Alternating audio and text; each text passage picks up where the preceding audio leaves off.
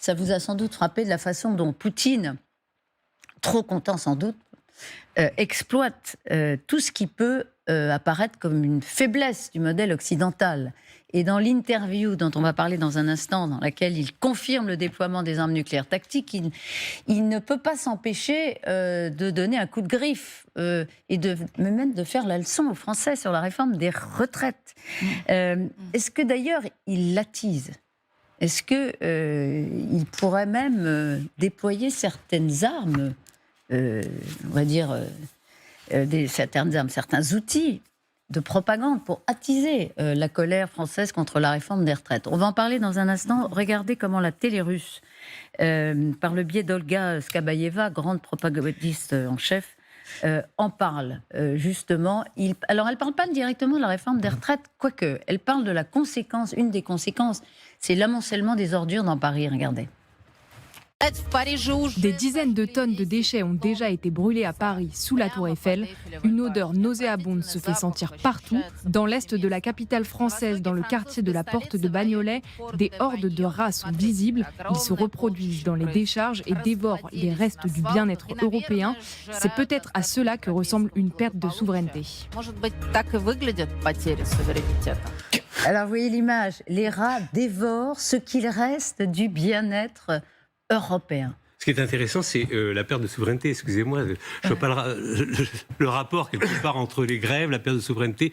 Évidemment, c'est un message à usage intérieur, nous sommes bien d'accord, puisque une des raisons pour laquelle Poutine se présente comme le grand défenseur de la Russie, c'est que justement, il veut affirmer la puissance russe, en tout cas la nation russe par rapport au reste du monde.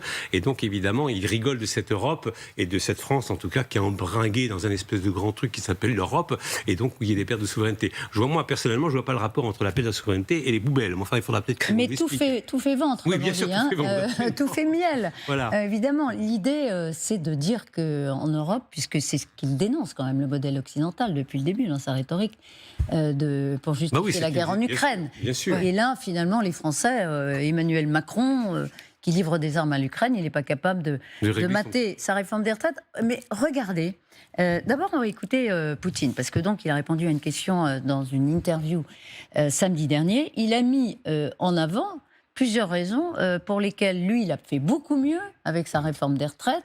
Et par exemple, il a conservé tous les régimes spéciaux. C'est beaucoup mieux, écoutez-le. En France, tous les régimes spéciaux ont été abolis. Cette approche est perçue par les citoyens comme excessivement stricte et injuste parce que de différentes conditions de travail demandent une approche différenciée en termes d'âge de prise de retraite.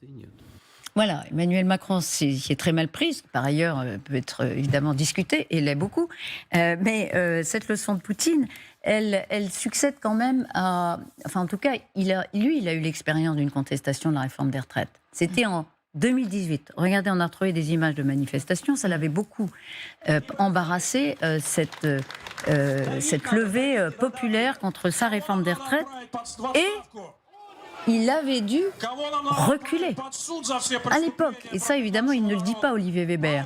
Lui-même, il avait dû reculer face à la rue. Oui, absolument. Alors, ce qui est incroyable dans toute la terminologie donc employée par les propagandistes de Poutine, c'est de rappeler l'ordre.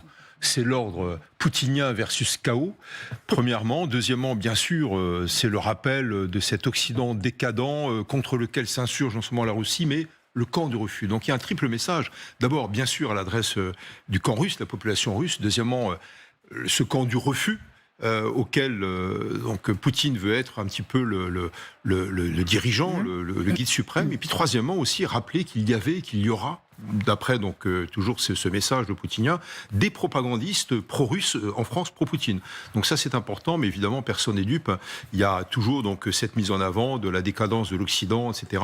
Et c'est un petit peu inverser la charge de la preuve. Donc personne n'est dupe. Les Russes, personne n'est dupe, absolument. Les Russes sont dupes, peuvent peut-être dupés par ces images-là. Beaucoup moins évidemment en Occident. On voit bien que les propagandistes pro-Poutine du début, donc avant la guerre, et juste au début de la guerre, après le 24 février, se sont un peu effacés, ont revu leur copie. Mais bien sûr, il y a le triple message, avec la population russe qui est soumise bien sûr à la propagande et surtout à la télévision russe, de gré ou de force. Hein. Il y a bien sûr cette coercition, cette propagande, ce lavage de cerveau, ex ante, donc en amont, déjà avec l'interdiction de la liberté d'expression et aussi de penser. Deuxièmement, le message par rapport au camp du refus, donc les pays tiers, on va dire, encore une fois, qu'avec ce bloc contre l'hégémonie occidentale, hein, c'est encore une fois, j'utilise la terminologie de Lavrov, son ministre des Affaires étrangères, et de Poutine, et puis troisièmement, bien sûr, contre ses partisans, à l'égard, de ses partisans pro-Poutine en France, il en reste encore quelques-uns. Quoi.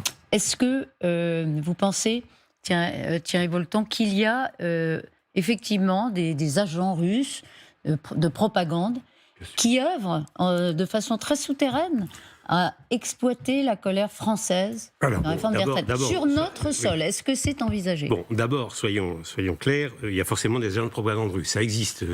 Bon. Donc maintenant, est-ce qu'ils ont actuellement la possibilité d'influer sur l'opinion publique via des médias, via des compagnons, etc. Je suis incapable de vous le dire. Ils ont quand même été beaucoup disons, squeezés, si je pourrais dire, employer ce mot-là, depuis la guerre. Parce que avant, il y avait Russia Today, il y avait tout ça. Maintenant, il n'y a plus ça. Je veux dire, ça retire un canal important quand même. Hein. Mais on sait bien qu'il y a des sympathies françaises. Ah oui, très fortes. À l'égard de la Russie. À droite. Et ceux-là peuvent effectivement encore attiser la colère. Oui et non, parce que quand même, excusez-moi.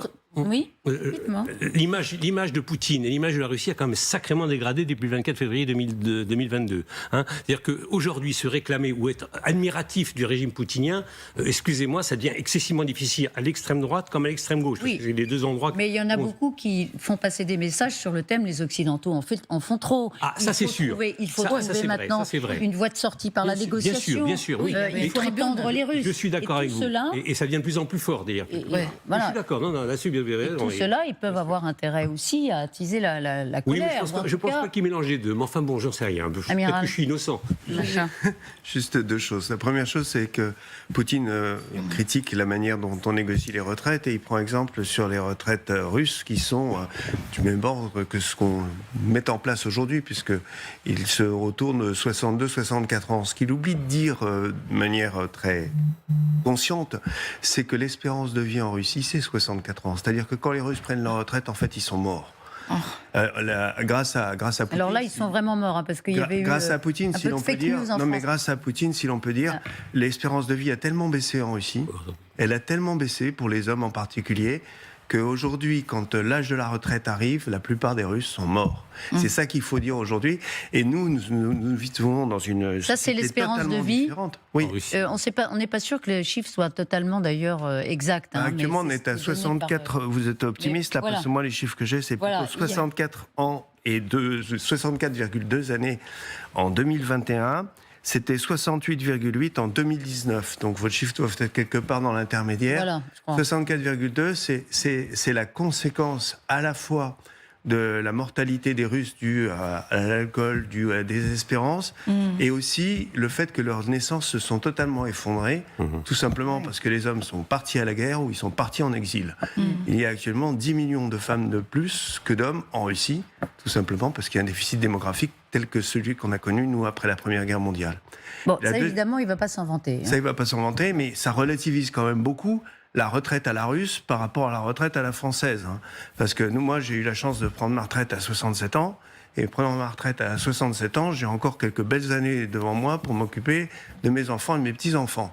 Ce qui ne sera pas malheureusement le cas de beaucoup de Russes. Donc c'est ça qu'il faut bien avoir en tête, et c'est pour ça que nous sommes tellement ridiculisés, tellement incompris par le reste du monde, à commencer par les autres Européens. Et puis la deuxième chose que je voulais dire, c'est sur les agents d'influence. Certes, on ne parle plus de Poutine et on ne se réclame plus de Poutine aujourd'hui. Mais le chaos qu'on entretient en France, il favorise la Russie dans le sens où il détourne l'attention de nos dirigeants politiques sur cette guerre qui se passe en Europe. Et alors qu'on devrait faire des efforts pour soutenir l'Ukraine, eh bien évidemment, on change notre attention, on la détourne de ce conflit et on fait baisser le soutien aux Ukrainiens. Ça, c'est clair. Donc on ne peut pas voir dans l'attitude de certains partis politiques, je dirais peut-être même de certains syndicats aujourd'hui, une action qui est objectivement un peu un soutien à apporter à la Russie.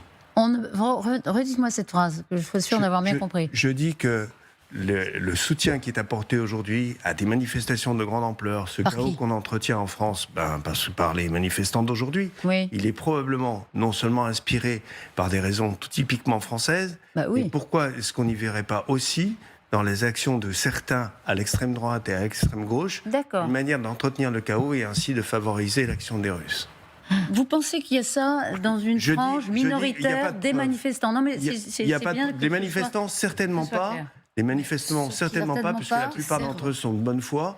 Mais les gens qui les manipulent, les bad blocs... Donc vous dites qu'il peut y avoir des manipulateurs qui tirent des ficelles, aussi dans l'intention, effectivement, d'affaiblir le camp occidental et français, européen, face à la Russie. l'attention sur autre chose. D'attirer l'attention sur autre chose. Diversion. Exactement.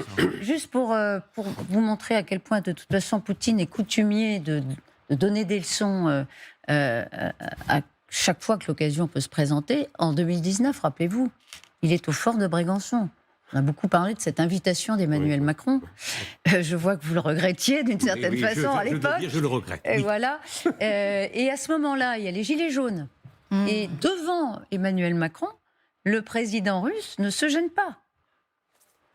Je suis un peu mal à l'aise en le disant ici, mais vous savez tous que pendant les manifestations des Gilets jaunes, il y a eu plusieurs dizaines de personnes blessées, des policiers blessés aussi. On ne veut pas que de tels événements se passent dans notre capitale. C'est comme on dit, c'est culotté, de la part d'un homme. Mais il ne s'était pas gêné devant un Emmanuel Macron un peu médusé. Pas même gêné, au contraire, bien au contraire, à mon avis, c'est classique Poutine. Il utilise tous les moyens pour faire humilier ou faire mal à personne qui est en face. Ça veut dire, Monsieur le Président Macron. C'est pas seulement avec Monsieur le Président Macron qu'il a fait ça, c'est avec d'autres dirigeants. Chaque fois, il utilise quelque chose pour faire mal, mettre un couteau dans son corps. Je voudrais juste parler de quelque chose. Retraite en 2018, je me suis dit, pourquoi Poutine a retiré... Les manifestations en Russie. Pourquoi ces manifestations en Russie, pourquoi elle a reculé? Parce que ça lui a servi, à mon avis, parce que de toute manière, tous les votes majorité qui font les Russes, c'est les jeunes âgés en Russie qui votent pour Poutine.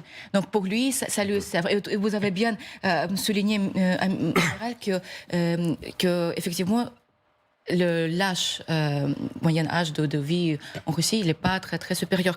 Une autre chose, c'est vrai que l'instabilité laisse la porte entrouverte pour n'importe quelle manipulation.